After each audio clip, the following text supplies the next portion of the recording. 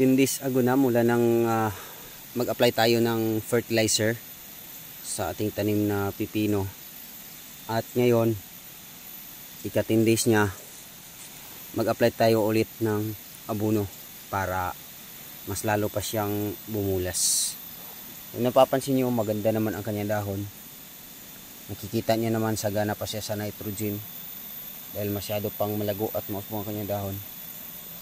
Kaya ngayon, alalayan na naman natin ng pag-abono para mas lalo pa siyang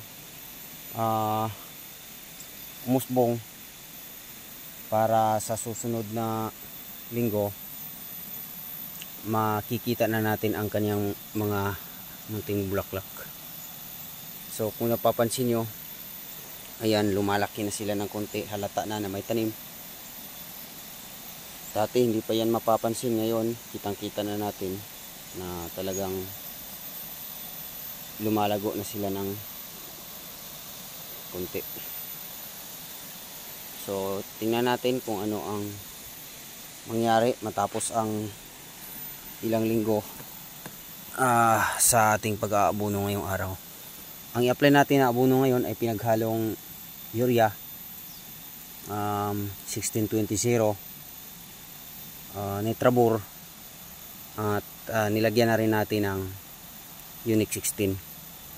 Pinaghalo natin para makasave tayo sa fertilizer. Ayan.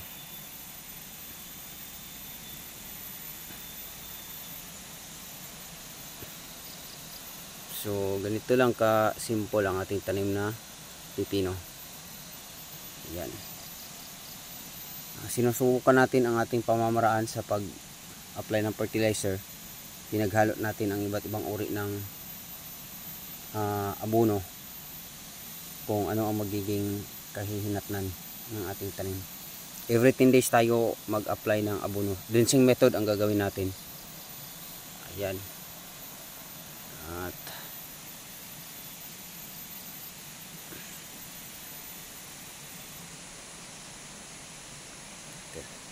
sayang kasi ang ginawa nating trellis kung hindi natin tatamnan ulit. Dati na tong tinamnan ng pipino, kaso namatay na. Ito pa nga ang kanyang mga baging, hindi pa natin nakuha. At muli nating tinamnan. Alalayan na natin ang spray to ng fungicide, baka mayroon na itong mga fungus dahil inulit na nga natin. Sinubukan na natin kung gagana pa ba to. Actually, ibang variety kasi ang tinanim natin ngayon. Yung isa, binili ko yun, Megacy or Legacy ba yun? Kalimutan ko na ang kanyang pangalan. Ngayon, Poinse to at hindi to F1. Mas mura kasi ang buto nito, kaya sinubukan nating itanim kung magiging maganda ba ang resulta ng isang butong binili natin na mura lang. Titingnan na natin kung paano siya magbunga. Poinset ang variety ng tanim na ito, pipino. Titingnan natin kung magiging maganda ba ang ating ginawa na tigtatatlong buto bawat puno. Ayan, baka masyado lang siyang siksikan. Masyado kasing naging excited tayo sa ating seed preparation nung una.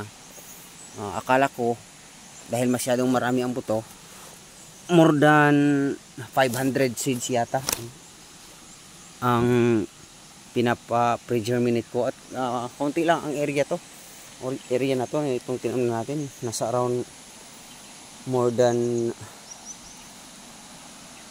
50 or 70 square meter ata to. 75 square meter ang natamnan natin ng pipino, at hindi kakasya ang 500 seeds na ating pinapa-pre-germinate. Ang ginawa natin para hindi masayang ang buto, nilagyan natin ng tigtatatlong piraso bawat hukay. Kaya ito ang nangyari. So yan, titingnan natin to. Mayroon tayong mga pinunla dito dahil namamatay ang iba. Ayan, kaya maliliit pa sila. Yung mga ano natin, pinalitan natin yung mga namamatay. So yan. Yung bandang dito, supposedly may ano to lahat, mayroong mulching. Kaya lang yung tauhan ko dati dito,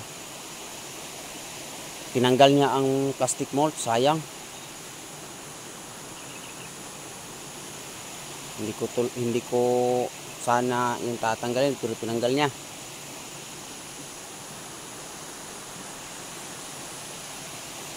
Kaya yan, maliliit yung diyan. So guys, ito na ang gagamitin natin. At ito na ang pinaghalo nating fertilizer. Ayan. Pinaghalong urea 1620, Unique 16 ng Yara, at Nitrabor ng Yara. Ito ang ating abono ngayon. Ano lang, ang ratio is 1:1 lang. Isang Unique 16, isang parte ng urea, isang parte ng 1620, at isang parte ng Yara Nitrabor. So ganoon lang ang ginawa ko sa ikalawang pag-aabono. Sa unang pag-aabono, hindi ko nilagyan ng Unique 16.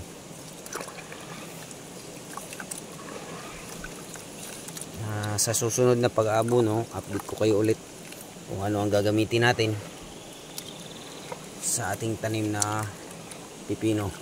Ito yung ating fertilization guide para magkakaroon tayo ng idea kung magiging maayos ba ang ating program na ginawa.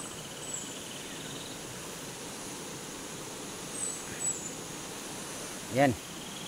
At ang gagawin natin sa bawat puno ay isang lata lang ng sardinas. Ganito. Bawat puno na yan.